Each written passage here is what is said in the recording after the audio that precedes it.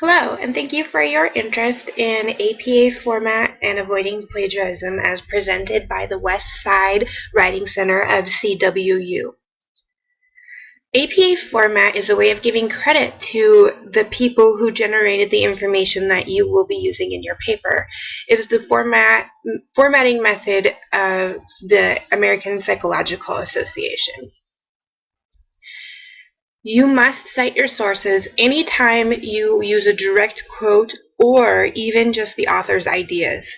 Statistics, dates, and other numbers are also important to cite.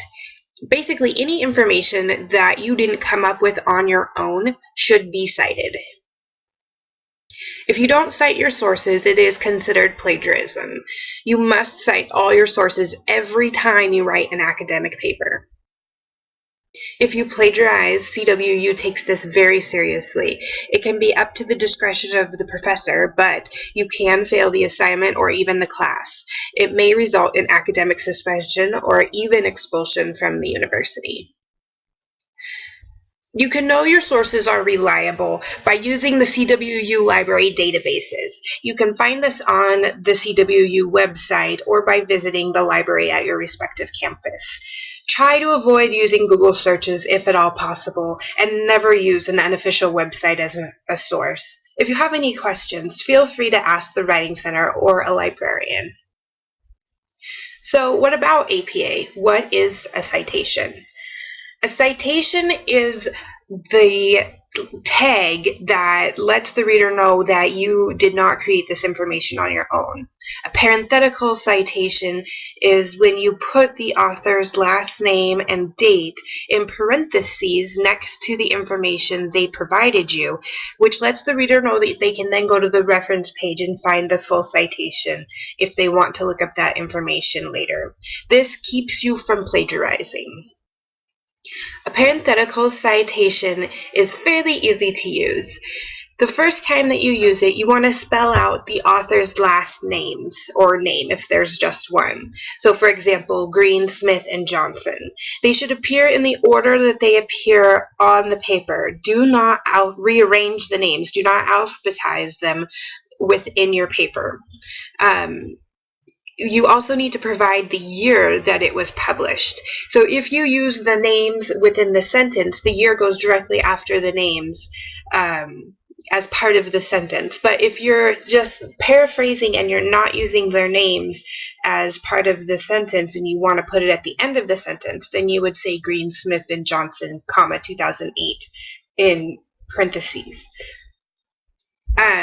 If there's more than two authors, then all citations after the first citation will use the term et al., which is kind of like etc.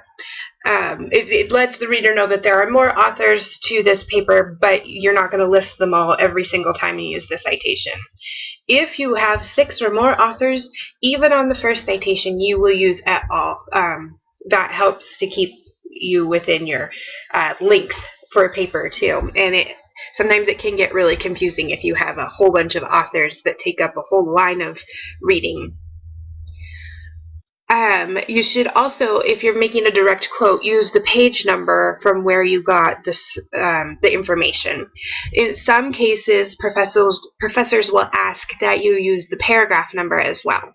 If that's the case, you want to abbreviate paragraph to PARA, period, or however the instructor has informed you how to do that.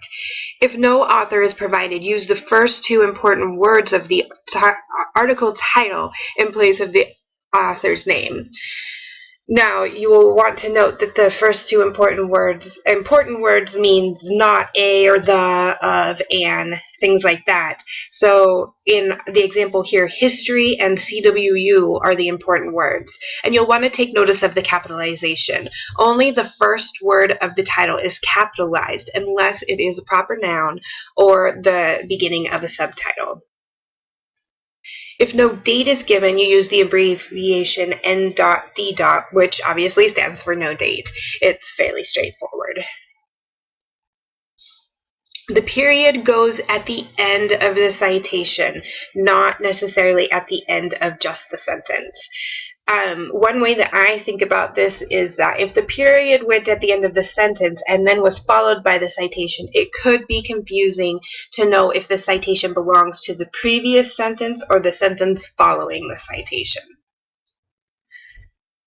And then the next thing to note is the reference page. This will be the list of all the sources that you cited within the paper.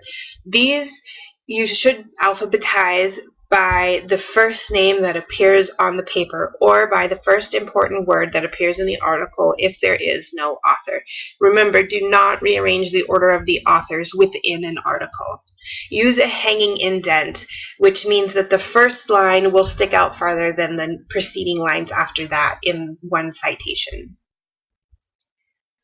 So here is an example for a book where you'll provide the author's last name, their first initial, followed by the year, the title in italics, the city of publication with a colon, and then the publishing house.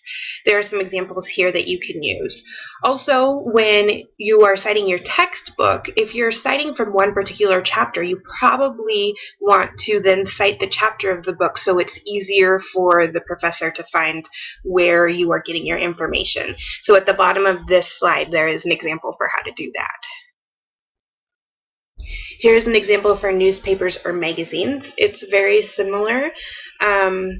Sometimes this doesn't apply as much anymore because we find most of our newspaper or magazine things online, and then they're considered articles, which we will get to in a moment.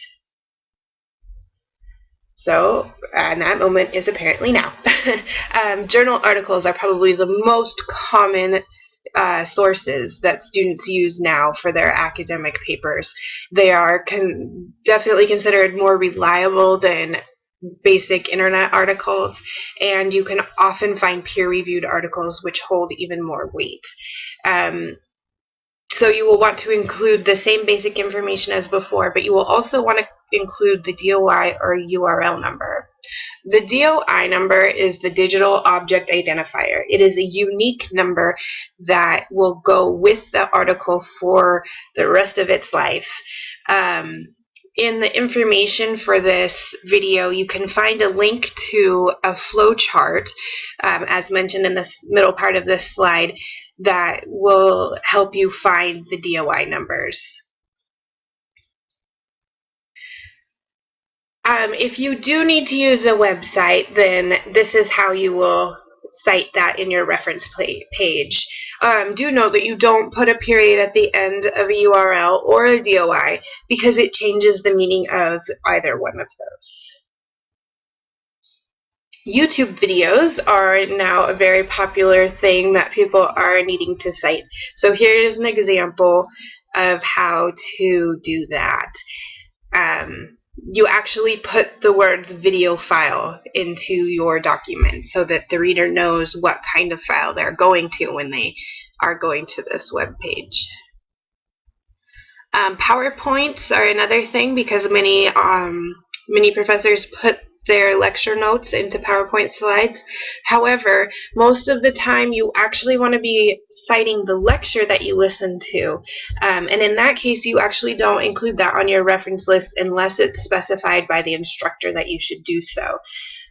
This you would just do within the body of your paper. You would call it a personal communication, and then put the full date. Movies are sometimes required by some professors to cite. So here is a way of how to do that. It's a little bit confusing in the example at the very top. So it'll be the producer's last name followed by their first and second initial. In parentheses, it will actually list the word producer. And then the director's last name, the first and second initial, followed by the word director in parentheses. In the brackets, it should say motion picture. If there's no author and no date, we already talked about this a little bit, but in the reference page, you'll put the title of the article, and this will be the full title, and the date is the same. You put N.D. for no date. If you have any questions or would like a hard or electronic copy of this presentation, please email the Writing Center at westsidewc@cwu.edu.